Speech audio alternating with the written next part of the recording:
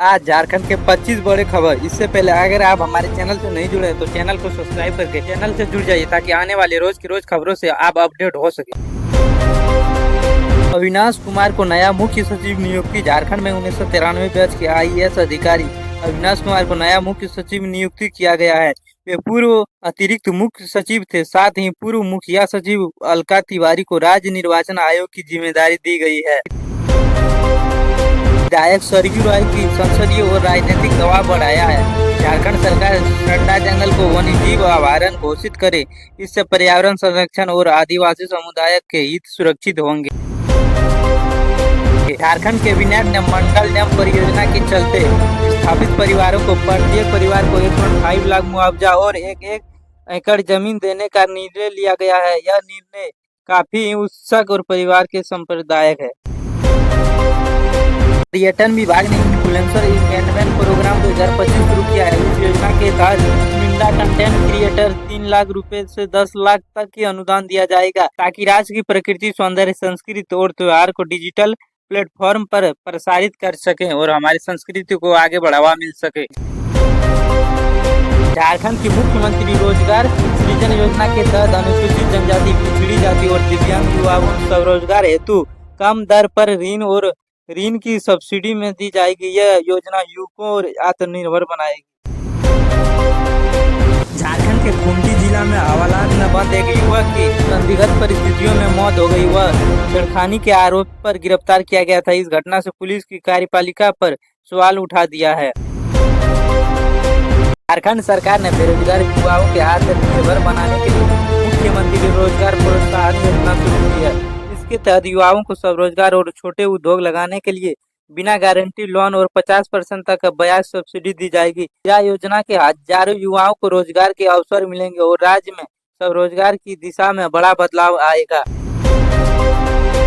ग्रामीण अर्थव्यवस्था को मजबूत करने के लिए झारखंड सरकार ने बिरसा हरित ग्राम योजना लागू की है। इसमें किसानों को और ग्रामीण परिवारों को खालों पड़ी जमीन पर आम, कटहल, नींबू जैसे फलदार पौधों लगाने के लिए सहायता दी जाती है। यह योजना भविष्य में किसानों को अतिरिक्त आय दिलाएगी और राज्य की हरित आवरण भी बढ़ेगा। इससे रोजगार, पर्यावरण दोनों को लाभ मिलेगा।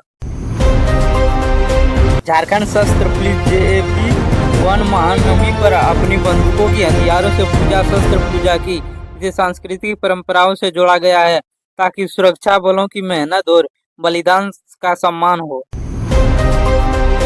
खूंटी जिले में हिरासत में रखे गए युवक संगति मौत हुई है, जो पूरे क्षेत्र में मानवाधिकार और पुलिस जवाबदेही की मांग को बढ़ा रही है। यह घटना संघर्ष की नहीं बल्कि जागरूकता बढ़ाने वाली खबर है।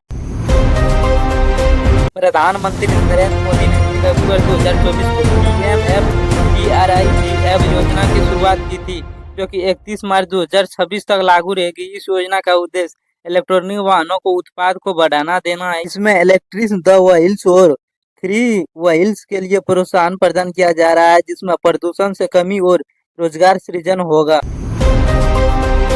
भारत में हत्या की दर पिछले वर्षों की तुलना में कम हुई है, जिसमें कि यह समय देश में रहने के लिए सबसे सुरक्षित माना जा रहा है। महिला क्रिकेट विश्व कप 2025 के आयोजन शुरू हो गया है, जिसमें कि भारत की महिला क्रिकेट अपनी पहली मैच भाग लेगी। भारत ने 1 अक्टूबर से विदेशी आतंकों के लिए यह ऑरवेल कांड शुरुआत की है, जिसमें कि इमिग्रेशन प्रक्रिया तेज और सरल होगी। विधानसभा में महिला आरक्षण बिल पर चर्चा हुई। सरकार ने महिलाओं के सशक्तिकरण के लिए आरक्षण बढ़ाने की योजना प्रस्तुत की है। विपक्षी दलों ने इस पर समर्थन व्यक्त किया है। झारखंड के आदिवासी संगठनों ने अपनी भूमि और संसाधनों के अधिकार की रक्षा के लिए आंदोलन शुरू किया है। उन्होंने राज्य की सरकार आदिवासी अधिकारों की सुरक्षा की मांग की है।